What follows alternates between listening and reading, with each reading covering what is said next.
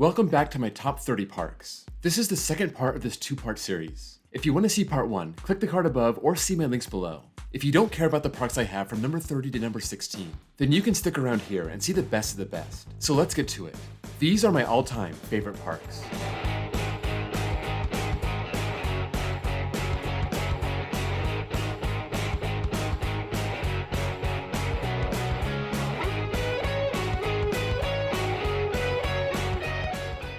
Number 15.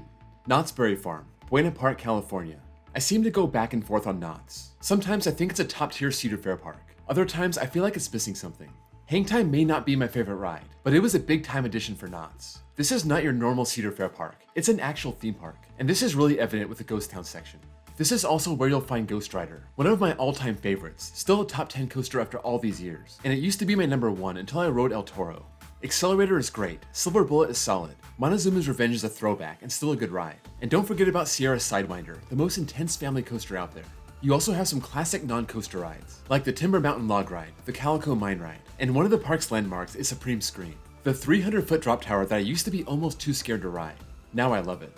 Knott's is a really solid park, and if it gets that B&M Giga, it'll be taken to a whole new level. Number 14. Six Flags New England, Agawam, Massachusetts. I've always been a cheerleader for this park, my first trip coming right after Wicked Cyclone opened in 2015. I had another phenomenal day in 2018, and then 2021 came along and I saw some of the downsides of the park. The operations that day were, how do I describe it, confusingly bad.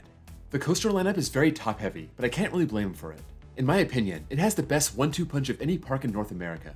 Wicked Cyclone is an elite level RMC hybrid, and Superman the Ride has the best layout of any coaster in the country. They do have some solid supporting coasters, like Batman the Dark Knight and Riddler Revenge, but they have a whole lot that you can skip and not really miss. Also, don't miss out on their 400-foot skyscraper. That gives you an amazing view of the park, the little town around it, and the Connecticut River.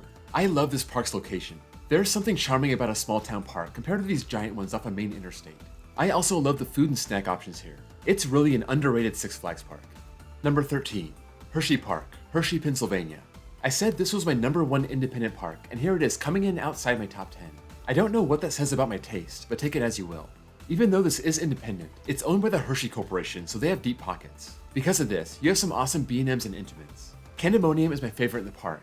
Great Bear is an above average invert, and then those 3 Intimates. Stormrunner is a powerhouse. Fahrenheit's got funky elements and is very whippy. And Sky Rush is a thing. I got mixed feelings. They also have 3 wooden coasters and a good collection of family-friendly coasters. This park is great for coaster fans, or chocolate lovers. There's something for everyone. I just have it lower because I don't think they have that one elite ride. Candemonium is barely a top 50 coaster for me.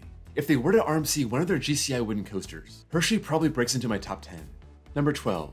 Six Flags Fiesta, Texas, San Antonio, Texas. This seems to be the consensus most beautiful Six Flags park, and for many people, it's their top Six Flags park. This has a great RMC 1-2 punch. Wonder Woman and Iron Rattler bringing the airtime in the whip. Foreign versions, go to the ride's old marquee coaster, Superman Krypton Coaster. This is one of 3 coasters that makes use of the quarry wall that surrounds the park. This makes the park really hot in the summer, and sometimes makes the wind situation so bad the ride's shut down. But at least the park makes the most of having it there. The park doesn't have a bad coaster. They have plenty in their supporting cast. They just got the Joker, which is an S-tier flat ride. Scream is a great combo tower. And of course, this year, they're welcoming Dr. Diabolical's Cliffhanger, a B&M dive coaster that will surely be a big hit. They also have some great themed areas, a great indoor food court and Sangerfest. This park is just so enjoyable. Just try and avoid those windy days when nothing can operate. Number 11. Carowinds, Charlotte, North Carolina. It hurt me to leave this outside the top 10. This is a strong park that's very well run, and Cedar Fair keeps making this place better. Before Cedar Fair, this park had Afterburn and not much else to get excited about. Now they have Intimidator, Copperhead Strike, and most of all, the spectacular Fury 325. This stands as my number 2 overall coaster. When Fury came to the park, they overhauled the entrance and that looks so fresh and modern now. Carowinds has a very good atmosphere. You just feel comfortable there.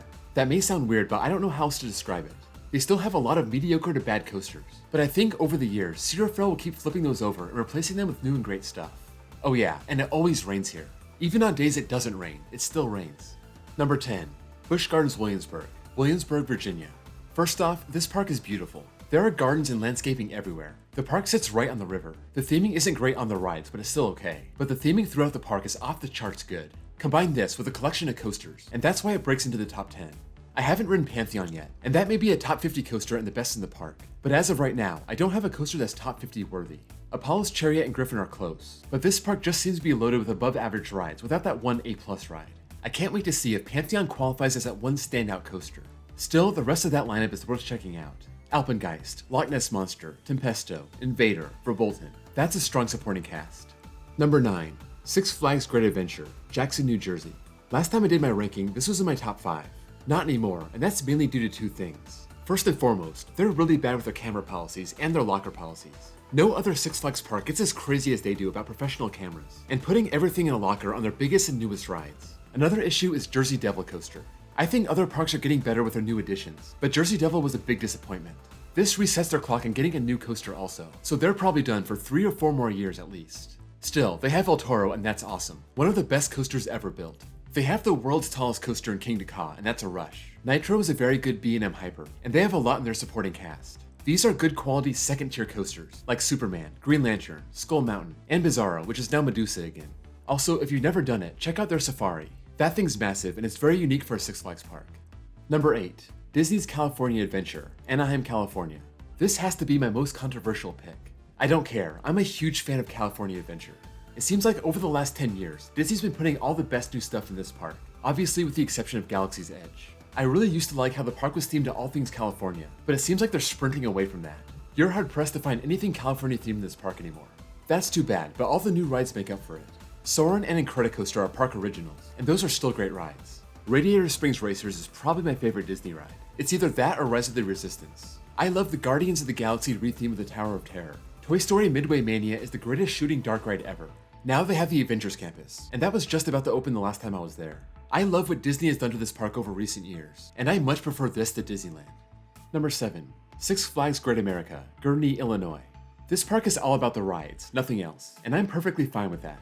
It's not like the rest of the park is dirty, I think it's fine, but it's not like the Busch Gardens parks. When it comes to coasters, this is one of the most well-rounded lineups I've ever seen. Some people may argue it's lacking that one elite coaster, and even though I love Raging Bull, I can see that point of view, but it's loaded with solid coasters of all kinds and for all ages. Goliath, X-Flight, American Eagle, Superman, even Dark Knight was awesome for me. Going down to Whizzer, Little Dipper, and Sprocket Rockets, the park really doesn't have any gaps. There's so much to do here. I've been here 4 times between 2013 and 2021, and I've never gotten bored. In fact, I've had to leave rides behind because there wasn't enough time. This is very close to being the best Six Flags park. Number 6. Busch Gardens Tampa, Tampa, Florida. It's been almost 4 years since my one and only visit, and it's about time for round 2. At the time, they were missing Tigress, and of course the RMC Hyper Hybrid Iron Gwazi. Still, this park is a perfect combination of animals, theming, and thrills. Montu is my favorite inverted coaster. Shikra is awesome. Cheetah Hunt is a really fun and long ride. Kumba is solid, albeit overrated. Cobra's Curse is a great family coaster. And don't forget Falcon's Fury, arguably the best drop tower ever. This was already a top 10 park before Iron Gwazi, and I'm projecting it to rise up even more now. After I go out there this summer, I'll see if it can get higher than 6. Number 5. Six Flags Magic Mountain, Valencia, California. From a park I've been to once to a park I've been to 1,000 times, I was spoiled for a long time with this place. Soon to have 20 coasters, one of the best 1-2 punches of all time with Twisted Colossus and X2, a strong supporting lineup with Patsu, Apocalypse, West Coast Racers, Riddler's Revenge, soon to be Wonder Woman, and a whole bunch more. This park also has a couple strong flat rides. Krasanity is my favorite and the 3rd best ride in the whole park, and Drop of Doom takes you up 400 feet before letting you go. This park isn't perfect by any means, but where it doesn't excel, it doesn't fail either. Ops are good, the park looks nice. It even uses some terrain with a hill in the middle. I have this as the best Six Flags park out there. Number 4. Islands of Adventure, Orlando, Florida. It was so hard for me to rank a park like this. There's so much to do, very little of it involving coasters. The coasters they do have are great. The Incredible Hulk is one of the most intense coasters I've ever ridden. Hagrid's Motorbike has 7 launches, a drop track, and is very well themed. But most of all, Velocicoaster is nearly a perfect ride. The park would be better if they still had dueling dragons, but they've done well for themselves. Beyond the coasters, the Wizarding World is an awesome area of the park, and that's home to one of my all-time favorite rides, Forbidden Journey. You also can't forget about the park original, Spider-Man. This was considered one of the best rides in the world back in 1999, and it's still impressive to this day. Great rides, impeccable theming, the park is amazing. Number 3. Silver Dollar City, Branson, Missouri. This is one park where I didn't realize how great it was until I was there. I thought the coaster lineup was a little thin, and it could use another strong coaster, and I'm sure it'll get one. But this park is so well crafted that it all works. Time Traveler is one of the most unique coasters in the country, dropping you at a 90-degree angle, flipping you upside down, giving you lateral ejector airtime, all while spinning. Outlaw Run is an off-the-wall crazy RMC topper track woody, a short ride but worth every second. Powder Keg is super underrated, a powerful launch followed by a series of airtime hills. Wildfire has an ejector-filled drop, followed by 5 huge inversions. And finally, Thunderation is the best mine train I've ever seen. Beyond the coasters, the most notable ride is Mystic River Falls, their newest major attraction, and they also have a train that goes out into the woods. The whole park is themed to the 1880s from top to bottom. The ops are great, the staff is friendly and stays in character. This park is a real gem, and it's kind of my home park now. If you haven't figured it out by now, Frontier City didn't make the cut. Number 2, Cedar Point, Sandusky, Ohio. For my whole coaster riding life, Cedar Point was the mecca of roller coasters. That hasn't changed. Just when it seems like other parks are catching up, Cedar Point does something and reminds you who's the boss. I used to say this park didn't have an ultra elite coaster, and then they build the world's greatest coaster in Steel Vengeance. No park in the world can even come close to matching Cedar Point's lineup of very good coasters. I call this their B+ collection. Not quite the A coaster that's top 10 worthy, but a top tier supporting coaster. Millennium Force, Magnum XL200, Top Thrill Dragster, Raptor, Maverick, Gatekeeper, Valraven, Gemini, and you have a whole bunch left over.